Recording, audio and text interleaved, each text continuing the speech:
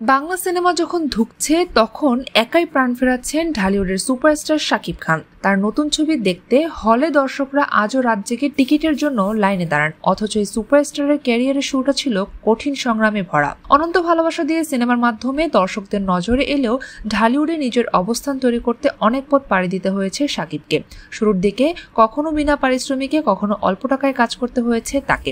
তখন সিনেমার সুযোগ পাওয়াটাই ছিল বড় অর্জন। চরিত্র বড় হোক বা ছোট, সুযোগ পেলে কাজে লেগে পড়তেন তিনি।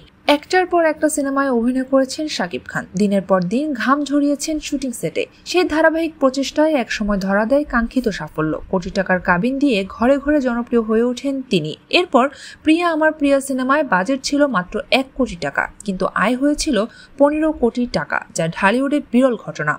জনপ্রিয়তা ও দক্ষতার কারণে শাকিবের পারিশ্রমিকও বাড়তে থাকে। একসময় প্রতি সিনেমায় তিনি নিতে শুরু করে 30 লাখ টাকা। 2016 সালে শাকিব খানের ক্যারিয়ারে মোড় ঘোরানোর সময়। এই বছর তিনি পাড়ি জমান টলিউডে। শিকারী সিনেমার মাধ্যমে নতুন লোকে হাজির হয়ে তাক লাগিয়ে দেন দুই বাংলার দর্শকদের। সামাজিক মাধ্যমে ভাইরাল হয়ে যায় তার উপস্থিতি, আর সিনেমাটি ব্যবসাও করে চমকপ্রদভাবে। পরবর্তী সময়ে একাধিক যৌথ প্রযোজনার সিনেমায় অভিনয় করে ফেরেন নিজ দেশে। 2023 সালে প্রমাণ করে দেন কেন তিনি ঢালিউডের শীর্ষ নায়ক। প্রিয়তমা সিনেমা দিয়ে সিনেমা প্রেমীদের হৃদয়ে ঝড় তোলেন তিনি। তারপর তুফান দিয়ে নিজেরই গড়া রেকর্ড নিজেই ভেঙে ফেলেন। যেখানে অন্য প্রযোজকরা সিনেমায় বিনিয়োগ করে ক্ষতির মুখে পড়েন, সেখানে শাকিব খানের পেছনে প্রযোজকরা চোখ বন্ধ করে লগ্নি করতে আগ্রহী।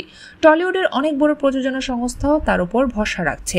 এই জনপ্রিয়তার শীর্ষে থাকা নায়কদের সম্পদ সম্পর্কে সম্প্রতি চমকপ্রদ তথ্য উঠে এসেছে ভারতীয় এক সংবাদ মাধ্যমে। জানা গেছে, বর্তমানে শাকিব খানের মোট সম্পদের পরিমাণ 235 কোটি টাকা, আর একটি সিনেমার জন্য তিনি চার্জ করেন 70 থেকে 75 লাখ টাকা। অথচ যাত্রাটা শুরু হয়েছিল বিনা পারিশ্রমিকের মাধ্যমে। সেই ছেলেটি আজ নিজ যোগ্যতায় উঠে এসেছেন ঢালিউডের সবচেয়ে দামি নাম।